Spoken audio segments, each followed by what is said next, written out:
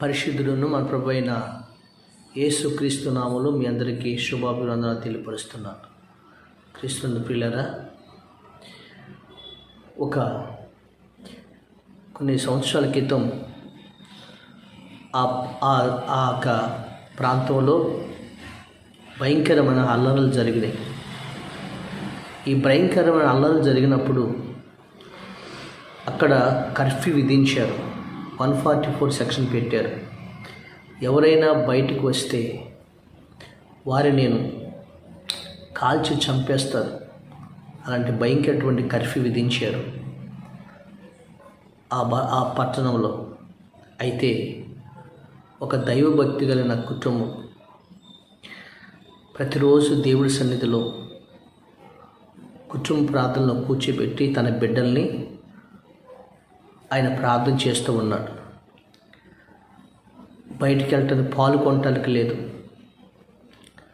Rice తెచ్చుకుంటానికి లేదు, ఇంట్లో ఉన్నాయి కూడా సరుకులన్నీ కూడా అయిపోయినాయి. ఏం చేయాలో అర్థం కాని స్థితి. ఆ సమయంలో వాళ్ళ కుటుంబ ప్రార్థనలో కూర్చుని ఆ భక్తుడు ప్రార్థన చేస్తున్నప్పుడు పిల్లలు అంటున్నారు, డాడీ మనం ప్రార్థన చేస్తే దేవుడు పంపించేస్తాడా? మనం 3 రోజుల నుంచి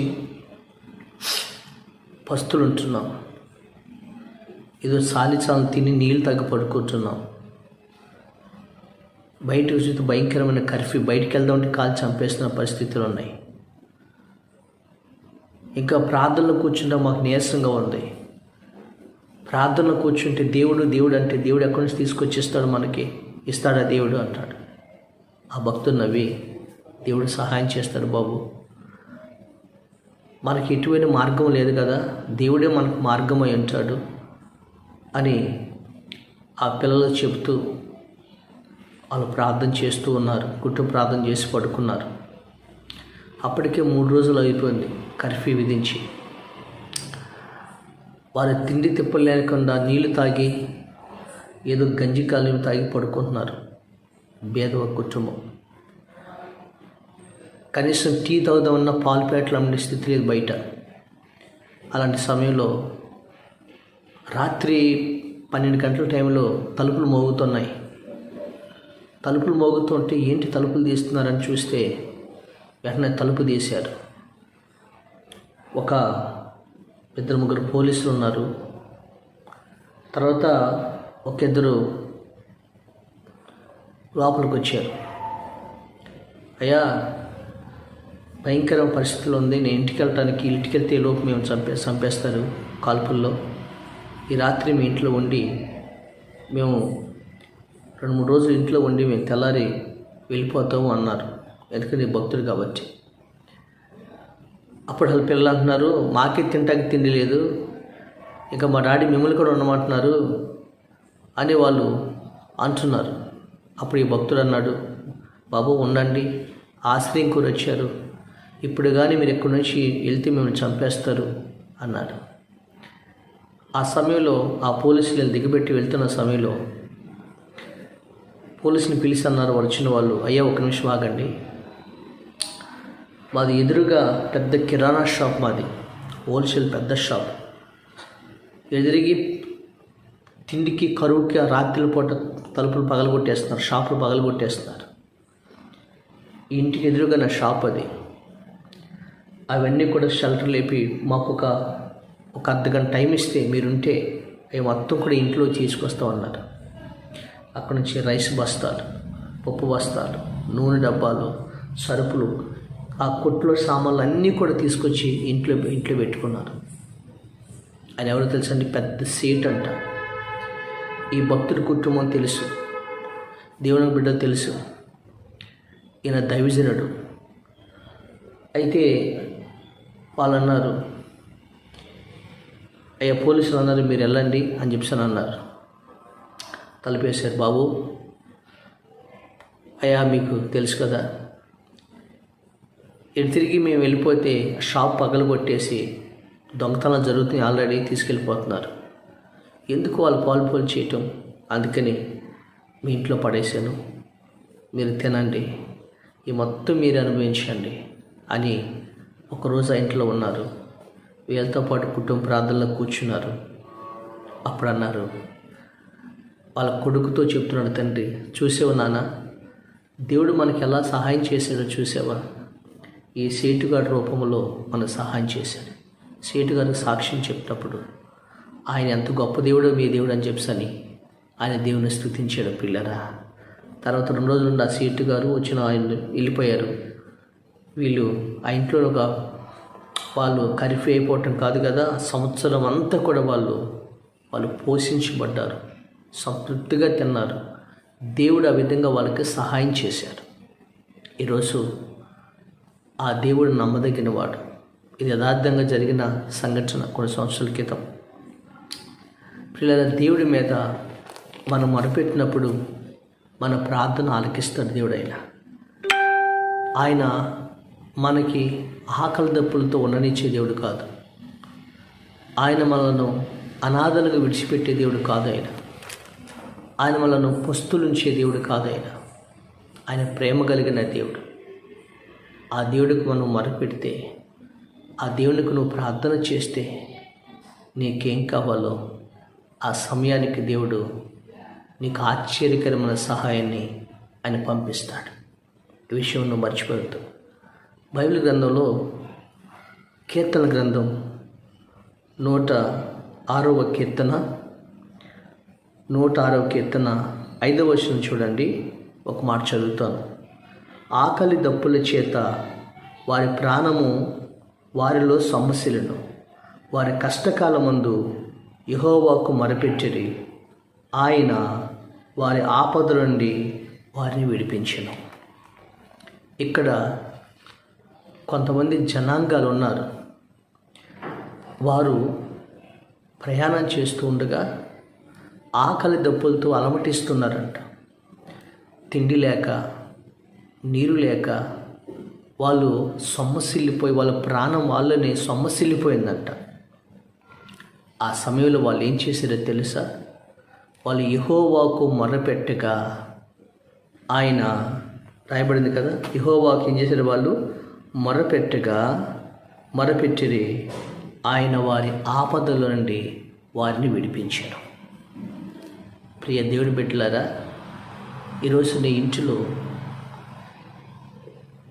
ఆకలి దప్పులతో ఉన్నాం. విజయవాడ ప్రాంతంలో చూస్తున్నాం కదా, భయంకరటువంటి జలప్రలయంలాగా వరద బీభత్సంగా వచ్చి ఈ రోజున వాళ్ళు ఉన్నవాళ్ళే, ఉద్యోగం చేసుకున్న వాళ్ళే, బిల్డింగులు కట్టుకున్న వారే, కానీ అకస్మాత్తుగా అపాయం వచ్చి పడిపోయింది, ఆపద వచ్చి పడిపోయింది. ఎటు వెళ్ళలేని స్థితి, తినలేని స్థితి, తిండికి లేక ఆర్తనాదాలు చేస్తున్నారు. ఈరోజు అనేకుల ద్వారా సహాయాలు దేవుడు పంపిస్తున్నాడు. ఈరోజు చాలామంది అల్లాడిపోతున్నారు. పిల్లరా, ఈరోజు జాగ్రత్తగా వినండి. దేవుడికి మొరపెట్టాలి. మన సహాయం చేసే దేవుడు ఉన్నాడు. ఆ దేవుడికి వీళ్ళు కూడా ఆకలి దప్పులు తించేస్తున్నారు. వాళ్ళ ఆకలి దప్పుల చేత వారి ప్రాణము వాళ్ళలోనే సొమ్మసిల్లిపోతుంది. వాళ్ళు అప్పుడు ఏం చేశారంటే దేవునికి మొరపెట్టారు. ఆ దేవుడు వారి ప్రార్థన ఆలకించి వారిని ఆపదలోంచి విడిపించాడు. వారికి సమృద్ధిగా ఆహారాన్ని దయచేశారని మనం లేఖనాలు మనం చదువుకుంటున్నాం. ఆ దేవుడు ఏ రూపంలోనైనా, ఎవరి ద్వారానైనా, ఏ విషయంలో ద్వారానైనా ఆశ్చర్యకరమైన సహాయాన్ని నీకు పంపిస్తాడు. ఇంట్లో ఈరోజు నీ బిడ్డలు నీ ఆకలి దప్పులతో ఉన్నావా?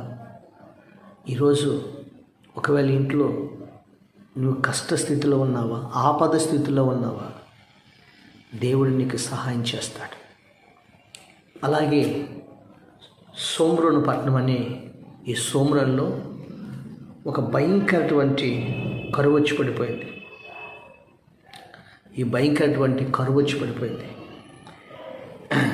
ఈ భయంకరమైనటువంటి కరువు వచ్చి పడిపోతే ఆ కరువు ఎలాగుందో తెలుసా? ఆ కరువు ఎలాగుందంటే, ఇద్దరు ఒకే ఇంట్లో ప్రసవించారు, అక్క చెల్లెలు. వాళ్ళు తట్టుకోలేక ఆకలికి ప్రసవించినప్పుడు వారికి ఏదో పెడతారు కదండి. ఇద్దరు మగపిల్లల్ని కన్నారు. అయితే ఇది మగపిల్లలే కన్నారు. అయితే ఒక పెద్ద అక్క అంటుంది, చెల్లి, ఈ రాత్రికి నీకు పుట్టిన వాడి బిడ్డని మనం చంపుకుని తినేద్దాం, రేపు నా బిడ్డని తినేద్దాం అని వాళ్ళిద్దరు ఒక ఒప్పందం చేసుకున్నారు. అప్పుడే పుట్టిన పసికందుని వాళ్ళ ఆకలి తట్టుకోలేకపోతున్నారు. అలాంటి సమయంలో ఏం జరిగిందో తెలుసా? అయితే ఆ స్త్రీ ఇద్దరు కూడా, ఆ చెల్లి తన అక్క మాటలని తన కొడుకుని చంపుకొని కూర వండుకొని తినేశారండి. ఇది 2వ రాజుల గ్రంథం 6వ అధ్యాయం 26, 27, 28 వచనాల్లో ఈ మాట రాయబడి ఉంటుంది. వాళ్ళిద్దరూ ఆ రాత్రి బిడ్డను తినేశారు. అంత గొప్ప క్షామం, అంత గొప్ప కరువుతో ఉన్నారు. ఏమండి, తల్లి తన బిడ్డని అసలు మర్చిద్దండి. అలాంటిది బిడ్డని చంపుకుతున్నారంటే వాళ్ళ ప్రాణం ఎంత అగవిల్లాడిపోతుందో. గొప్ప క్షామం వచ్చింది ఆ రోజు. 2వ రోజు వచ్చింది. అక్క, మరి నీ బిడ్డని చంపుకు తిందాం అంటే అక్క అంటుంది, నా బిడ్డ నేనేమను, నేను చంపను అంటుంది. ఆ సమయంలో వాళ్ళిద్దరి మధ్యలో చాలా ఘర్షణ జరిగింది. ఏం చేయాలి? ఆకలి అల్లాడిపోతున్నారు. ఆకలి సహాయం చేయమని అల్లాడిపోతున్నారు. అప్పుడు ఆ రాజ్యంలో రాజు ఉన్నాడు, ఇశ్రాయేల్ రాజు. తన ప్రజలు ఎలాగున్నారని ప్రాకారాల మీద సంచరిస్తూ ఉన్నాడు. సంచరిస్తూ ఉంటే ఈ ఇద్దరు స్త్రీలు ఏం చేశారంటే, ఆ రాజు మారు వేషంలో సంచరిస్తున్నారు. తన ప్రజలు ఎలాగున్నారు అంటే చాలా దారుణంగా ఉన్నారు. ఈ ఇద్దరు స్త్రీలు ఆ రాజును గుర్తుపట్టారు. ఆ రాజును గుర్తుపట్టి ఏమన్నారు తెలుసా? రాసులు 2వ గ్రంథం 6వ అధ్యాయం 26వ వచనం చూసినట్లయితే, అంతటి ఇశ్రాయేల్ రాజు పట్టణపు ప్రాకారం మీద సంచారం చేయగా ఒక స్త్రీ రాజును చూసి, రాజువైన నా ఏలినవాడ, సహాయం చేయమని కేకలు వేయించిరి. యెహోవా నీకు సహాయం చేయనిదే నేనెక్కడ నీకు సహాయం చేయదును అని కళ్ళములో నుండి ఏమన్నా ద్రాక్షగానునైనను దేనను ఇచ్చి సహాయం చేయి నల్లపడదని చెప్పి. చూసారండి, దేవుడు సహాయం చేయండి నేను ఎక్కడ సహాయం చేస్తాను అని ఆ స్త్రీలతో చెప్తున్నాడు రాజు. ఆ విధంగా భయంకరంగా మనుషులను చంపుకు తింటున్నారు. అల్లాడిపోతున్న సమయంలో వీరందరూ కూడా దేవునికి మొరపెట్టారు. ఆ దేవుని ప్రతినిధిగా ఎలీషా అనే దైవజనుడు ఉన్నారు. ఆ ఎలీషా అనే దైవజనుడి దగ్గరికి వెళ్ళి మొరపెడుతున్నప్పుడు ఆ ఎలీషా అనే దైవజనుడు అంటాడు 7వ అధ్యాయంలో అంటాడు ఒక మాట. రాజు తిట్లు అన్నాడు, ఏమని తెలుసా? యెహోవా సెలవిచ్చినది ఏమనగా, రేపు ఈ వేళకి సోమ్రోను ద్వారమందు రూపాయికి ఒక ఇంటికి మానిక సన్నని పిండియు, రూపాయికి ఒక ఇంటికి 2 మానికల ఎవలను అమ్మబడను. రేపు ఈ వేళకి అంటే రేపు సాయంకాలం 5 అనుకోండి, ఉదయం అనుకోండి, రేపు అప్పుడు ఉదయం కాలంలో మారు వేసుకొచ్చాడు కదా రాజు. అంటాడు ఎలీషా దైవజనుడు అంటాడు, యెహోవా సెలవిచ్చినది ఏమనగా, అంటే దేవుడు సెలవిస్తున్నాడు. దైవజనుడు చెప్తున్నాడు, రేపు ఈ వేళకి 1 రూపాయికి మానిక పిండే 2 మానికల ఎవలు అమ్మబడును అంటున్నాడు. దేవుని స్తోత్రం. అంటే అసలు కరువు వచ్చింది, ధాన్యం లేదు, వర్షం లేదు, అల్లాడిపోతున్నారు. రేపు 24 అవర్స్లో ఎలాగ ఈ లక్షల మంది ప్రజలకు ఆహారం పెడగలుగుతాడు? అప్పుడు ఆ రాజ్యంలో రాజు అన్నాడు, ఇది జరుగుతుందా? ఆకాశపు కిటికీలు తెరిచినా ఇది జరగదు అన్నాడు ఎవరో రాజు. అప్పుడు దైవజనుడు ఎలీషా అన్నాడు, నువ్వు కన్నులారా చూస్తావు కానీ నువ్వు అనుభవించవు అని ఆ దైవజనుడు చెప్పాడు. పిల్లరా, దేవుడు సెలవిస్తున్నాడు. అసలు ఎలా జరిగింది ఆ సమయంలో? ఆ దేవుడు సెలవిస్తుంది అని తెలుసా? అందరూ ఆశ్చర్యపోతున్నారు, మొరపెడుతున్నారు. అయితే దేవుడు ఎలా సహాయం చేశాడు? ఆయన మ్యాజిక్లు చేశాడా? ఏ విధంగా సహాయం చేశాడో చాలా జాగ్రత్తగా రండి. ఆ భయంకరమైన కరువు దినంలో దేవుడికి మొరపెట్టిన ప్రజలు ఆ బాధను ప్రభు చూసి తన ప్రతినిధిగా ఉన్న దైవజనుడి చేత ఈ మాట పలికించాడు. రేపు ఈ వేళకి రూపాయికి మానికి పిండి, రూపాయికి 2 మానికలు ఎవరు అమ్మబడతాయి అని రాయబడింది. నేను స్తోత్రం. అయితే రాత్రి 24 hours అయిపోయింది. ఎర్లీ మార్నింగ్ మరలా 9 అయిపోయింది. నిజంగా ఏం జరిగిందో తెలుసండి? బైబిల్లో చరిత్రాత్మకమైన కార్యం ఏంటంటే 7వ అధ్యాయము వినండి. 16వ వచనం చెప్పబడినట్లయితే దేవుడు ఏమైనా తెలుసండి? జనులు బయలుదేరి సిరియనుల దండుపేటను దోసుకున్నది. కాబట్టి యెహోవా మాట చొప్పున రూపాయి ఇంటికి 1 మానిక సన్నని పిండియు 2 మానికలు ఎవరను అమ్మబడెను. దేని స్తోత్రం. ఎవని మీద రాజు ఆనుకులను ఉండెను, ఆ అధిపతి ఆ ద్వారమున నిలబడటకు నిర్ణయింపబడగా రాజు అయిన అతని యొద్దకు వచ్చినప్పుడు ఆ దైవజనుడు అతనితో చెప్పిన ప్రకారము ద్వారమందు ఆయన త్రొక్కుడ చేత అతడు మరణమాయను. విన్నారు కదా? ఆ ద్వారమందు లక్షల మంది ప్రజలు వచ్చారు. కిటకిటలాడిపోతుంది. దేవుడు మాట చొప్పున రూపాయికి మానికుడు పిండి, 1 రూపాయికి 2 మానికలు ఎవరు అమ్ముతున్నారండి. దేని స్తోత్రం. ఎలా జరిగిందండి? అసలు ఎలా సహాయం చేశాడు? వర్షాలు పడలేదు, పంటలు కొయ్యలేదు, ఆ రోజుల్లో యంత్రాలు తయారు చేయటకు లేవు. ఏ విధంగా జరిగింది తన రాజ్యం అంటే ఒక అద్భుతమైన మాట చెట్టు వినండి. ఆ సోమరణ ప్రాంతంలో ఆ కరువులో ఉన్నప్పుడు ఆ ద్వారబంధం ఎదుట 4 కుష్ఠరోగులు ఉన్నారు. రాత్రిపూట వాళ్ళు మాట్లాడుకుంటున్నారు, ఒరే ఈ కరువులో మనం చచ్చిపోయేదానికంటే ఆ పక్కన ఉన్నటువంటి పొరుగు దేశం అంటుంది కదా, అది సిరియన్లో ఉన్న దేశం, అక్కడ కొంచెం ఆహారం ఉండొచ్చు, అక్కడికి వెళ్ళిపోదాం పదని ఈ 4 కుష్ఠరోగులు వాళ్ళు వేరే ప్రదేశానికి వెళ్ళడానికి బయలుదేరి వెళ్తున్నారు రాత్రిపూట. అలా రాత్రిపూట వెళ్తున్నప్పుడు వాళ్ళకి సడన్గా ఊరు బార్డర్కి వెళ్ళిపోయారు. ఆ రాజ్యానికి బార్డర్ వెళ్ళిపోయారు. ఆ బార్డర్ దాటితే వేరే రాష్ట్రం వస్తుంది, వేరే రాజ్యం వస్తుంది. అది సిరియనుల రాజ్యం. అయితే వీళ్ళు ఇజ్రాయెల్ రాజ్యంలో చివరికి వెళ్తున్నప్పుడు, ఊరు చివరికి వెళ్ళి పాలెంలోకి వెళ్తున్నప్పుడు ఏం జరిగిందంటే కొన్ని 100,000 టెంట్లు వేసి ఉన్నాయి, గుడారాలు వేసి ఉన్నాయి. ఆ గుడారాల్లోకి వెళ్ళి ఏంట్రా ఇలా ఉన్నాయని వెళ్తే అక్కడ ఏం జరిగిందో తెలుసండి? అక్కడ ఏం జరిగిందంటే 7వ అధ్యాయంలో మనం చదివితే విస్తారమైనటువంటి ఆహారం, విస్తారమైనటువంటి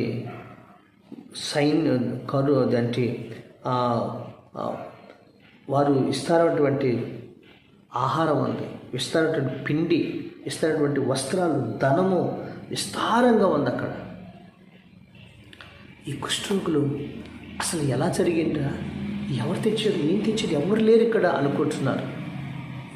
అప్పుడు వాళ్ళు కడుపు నిండా తినేసారు, భోజనం తినేసి అంటారు, ఇది మనకు తగదురా, మన రాజ్యంలో ప్రజలందరూ కూడా అల్లారిపోతున్నారు, మనం తిని మన రాజ్యంలో మన రాజుగారికి కబురు పంపిద్దాం అని అనుకుంటున్నారు. ఆ రాజుగారు తెల్లారిపాటికి కుష్ఠరోగులు అందరూ కూడా వాళ్ళు దోసుకోవాల్సిన తీసుకుని రాజుగారికి చెప్పారు. రాజుగారు నిజమేని అనుకుని కొన్ని 100 బళ్ళను, ఎడ్ల బళ్ళను పంపించాడు. రాత్రి అంతా కూడా ఈ బియ్యము, యవలలు, పిండి, వస్త్రాలు, ధనము ఇదంతా కూడా రాజు గుమ్మ మీదట రాసులు పోసి పెట్టారు. అప్పుడు తెల్లవారిపాటికి రాజుగారు ప్రకటన చేయించారు. రాజుగారి గుమ్మం ఎదుట, ఈ అంతఃపురం ఎదుట, గుమ్మం ఎదుట ఇలా రూపాయికి ఒక ఇంటికి మానిక పిన్ అమ్మబడుతుంది, రూపాయి ఇంటికి 2 ఎవలు అమ్మబడుతున్నాయి అని ప్రకటన చేయించారు. తెల్లారిపాటు చూస్తే జనాలకి విస్తారమైన పిండి, విస్తారమైన ఆహారం ఉంది. వాళ్ళు కడుపు నిండా తినికెళ్ళారు, కొనుక్కున్నారు, కడుపు తృప్తిగా తిన్నారు. వాళ్ళు అలసట తెచ్చుకున్నారు, దేవుడు మహిమపరిచారు.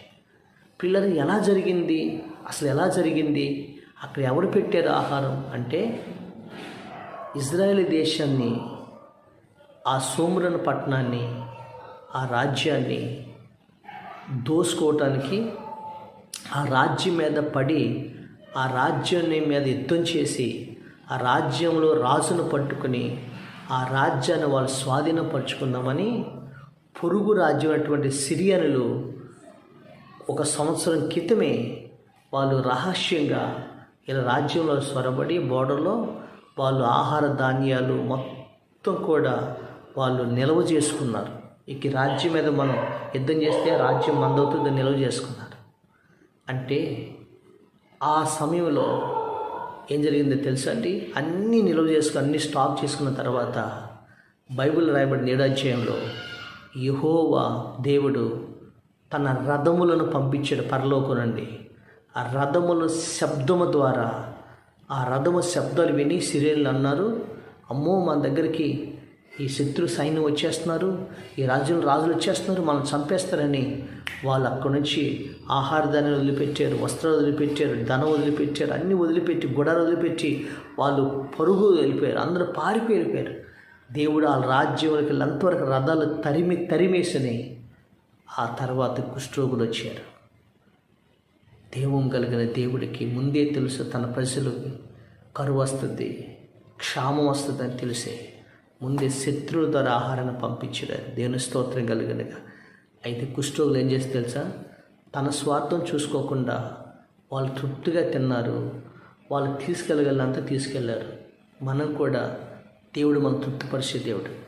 రెండోది ఏం చేసేది తెలుసా, ఇది మనకు తగదురా, మన సహోదరులు మన రాజ్యంలో ప్రజలు అల్లాడిపోతున్నారని వాళ్ళు వెళ్ళి ఆ రాజ్యంలో ప్రజలు కబురు పెట్టారు. పిల్లరా, నిన్ను దేవుడు రక్షించాడు, నిన్ను దేవుడు చక్కగా విడిపించాడు, మరి నీతోటి వారందరూ కూడా నశించిపోతున్నారు కదా, వాళ్ళు కూడా దేవుడి గురించి సువార్తను ప్రకటించాలి కదా, నువ్వు చెప్పాలి, దేవుడు వాళ్ళు రక్షిస్తాడు. ఆ విధంగా వెళ్ళి వాళ్ళకి సువార్తను ప్రకటించారు. మూడవదిగా దేవుడు చెప్పిన మాట దేవుడు నెరవేర్చాడు. దేని స్తోత్రం కలిగినగా. నీ జీవితంలో మూడవదిగా వాళ్ళు సంతృప్తిగా తిన్నారు, సమృద్ధిగా పెట్టారు. అసలు ఆ ప్రజలు ప్రమేయం లేకుండా తెల్లవారిపడి గుమ్మం ఎదుట రాసులు పోసి ఉన్నాయి. దేవుడు సహాయం చేశాడు. పిల్లరా, దేవుని వాక్యం సెలవిస్తుంది తెలుసండి, వారు ఆకలి దప్పులతో వారు తన ప్రాణము సొమ్మసిల్లిపోతున్నప్పుడు వారు యెహోవాకు మొరపెట్టిరి, దేవుడు వారిని ఆపద నుంచి విడిపించాను అని రాయబడింది. దేని స్తోత్రం. ఈరోజు ఆ సోమ్రోన్లో అవి భయంకరమైన క్షామం నుండి, కరువు నుండి వాళ్ళని దేవుడు ఎలా కాపాడాడో తెలుసా? ఆశ్చర్యకరమైన సహాయాన్ని పంపించాడు. రాజు నమ్మలేదు, ఆ రాజు చూశాడు కానీ దేవుడి కార్యాన్ని అనుభవించలేదు. ఈరోజు నువ్వు కూడా నమ్ము. ఈరోజు నీ ఇంట్లో విపత్కరమైన పరిస్థితులు ఉన్నాయి, అప్పులు ఉన్నాయి, అంధకరమైన పరిస్థితులు ఉన్నాయి. ఈరోజున అల్లాడిపోతున్నారు ప్రజలు. కానీ దేవుడికి మొరపెట్టు, దేవుడు నిన్ను ఆపద నుంచి విడిపిస్తాడు, నీకు సహాయం చేస్తాడు. దేవుడు సంతృప్తిగా సమృద్ధిగా నిన్ను దేవుడు ఆశ్చర్యకరమైన సహాయాన్ని నీకు దేవుడు అందించబోతున్నాడు. దేవుని స్తోత్రం. ఆ రోజు ఎలీషా చెప్పింది అదే. దేవుడికి మొరపెట్టాడు, రేపు అద్భుతం జరిగిద్ది అన్నాడు. నువ్వు దేవుడికి మొరపెట్టు, రేపు నీ జీవితంలో అద్భుతం జరుగుతుంది. ఆశ్చర్యకరమైన సహాయం పంపించబోతున్నాడు. ఆ దేవుడు ఉపకారములను తెలుసుకొని ఆ తిని తృప్తి పొంది ఆ దేవుడిని మహింపరచబోతున్నాం. దేవుడు నీ జీవితంలో కూడా కరువులో నుండి సమృద్ధిలోకి నడిపించి సంతృప్తిగా పోషించి దేవుడి మిమ్ములను మీ పిల్లలను దీవించును గాక. ఆమేన్. ఆమేన్. దేవుడి మిమ్మల్ని దీవించును గాక. పరిశుద్ధుడైన మా తండ్రి, ఎవరైతే ఇంట్లో ఇబ్బందులు కలిగి ఉన్నారో, కరువుతో ఉన్నారు, ఆకలి దప్పులతో ఉన్నారు ప్రభా. విజయవాడ ప్రాంతంలో ప్రజలు అల్లాడిపోతున్నారు తండ్రి. మీరు సహాయాన్ని పంపించండి ప్రభా. ఆ బిడ్డలను పోషించండి, తృప్తిపరచండి. ఆ వరదలో నుంచి పరిపూర్ణంగా విడుదల చేసిన ఆయన మళ్ళీ మామూలు వాళ్ళకి మళ్ళీ చక్కగా జీవన శైలిలో చేసుకోవడానికి సహాయం చేయండి ప్రార్థిస్తున్నాం తను. ఈరోజు వాక్యం విన్న ప్రతి బిడ్డ కుటుంబంలో సమృద్ధిని తెచ్చేయమని, వాళ్ళ ఆకలి దప్పులతో వాళ్ళ ప్రాణం సమస్యలు పోతుంటే ఆశ కలిగిన ప్రాణాన్ని తృప్తిపరిచి ప్రభువా, వాళ్ళ ఆపద నుంచి విడిపించి తృప్తిపరిచి దీవించమని యేసు నామమున అడుగుచున్నాము తండ్రి. ఆమేన్.